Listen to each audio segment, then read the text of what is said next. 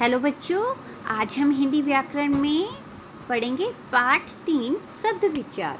तो आज हम इसमें अभ्यास कार्य करेंगे। तो पहला है उचित विकल्प पर सही का चिन्ह लगाइए।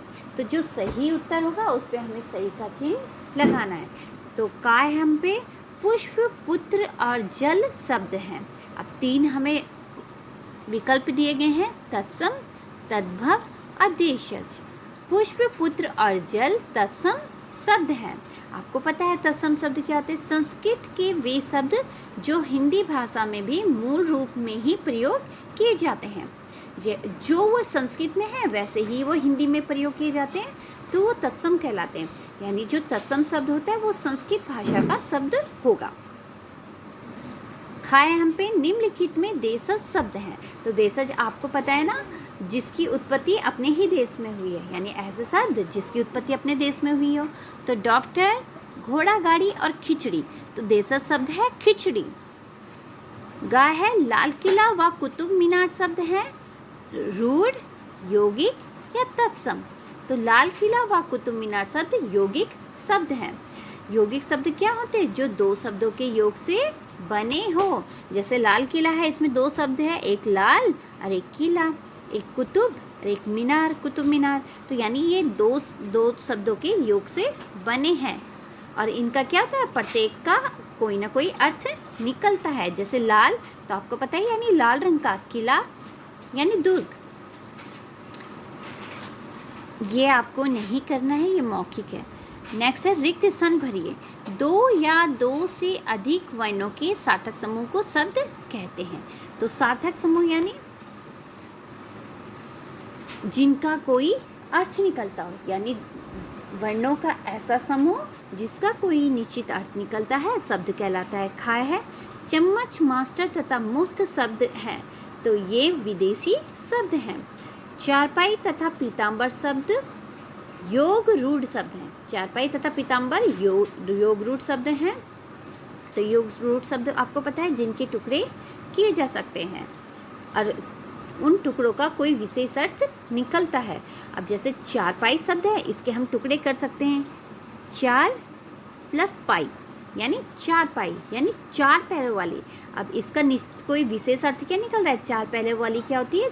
खाट। इसमें है पीताम्बर यानी पीत धम अंबर, तो इसका अर्थ हुआ पीले वस्त्र वाला। तो इसका विशेष अर्थ निकल रहा है श्री कृष्ण भगवान, क्योंकि श्री कृष्ण भगवान क्या है? पीले वस्त्र पहनते हैं। जिन शब्दों के रूप, ये रूप है,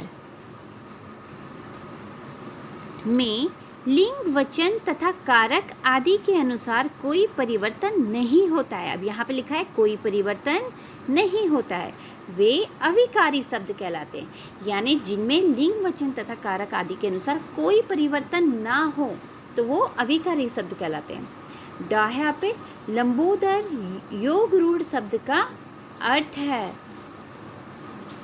तो जो लंबोदर योग रूढ़ शब्द है उसका अर्थ है गणेश जी।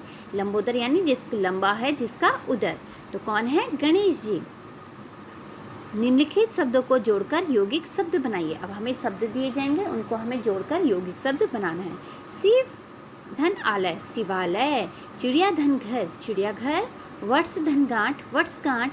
रेल धन गाड़ी, रेलगाड़ी। हम प्लस भी बोल सकते हैं, रेल धन यात्रा, रेल यात्रा। धन मतलब यानी जोड़ना। मेघ धन दूत, मेघदूत। टिकट धन घर, टिकट घर। ना धन समझ, ना समझ।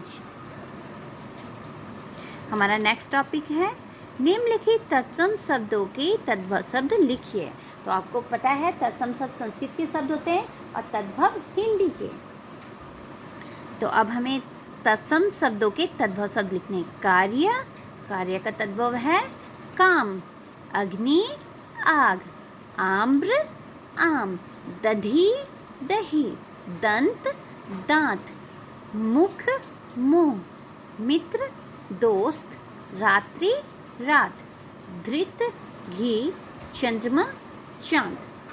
तो बाकी के क्वेश्चंस हमारे पहले ही हो चुके हैं, आपको ये अपनी नोटबुक में लिखना है और इसे लर्न करना है। और आपका होमवर्क है निम्नलिखित वर्णों से 6 सार्थक शब्द बनाइए। तो ये जो वर्ण हैं इनसे आपको 6 सार्थक शब्द बनाने हैं। तो ये आपका गृह कार्य है। गृह कार्य के लिए दूसरा प्रश्न है आपका, निम्नलिखित शब्दों में से तत्सम, तद्भव तथा विदेशी शब्द छांटकर सही वर्ग में लिखिए। अभी आपको शब्द दिए गए हैं, अब इसमें आपको तत्सम शब्द लिखना है, इसमें तद्भव और इसमें विदेशी। तो ये आपका गृह कार्य है।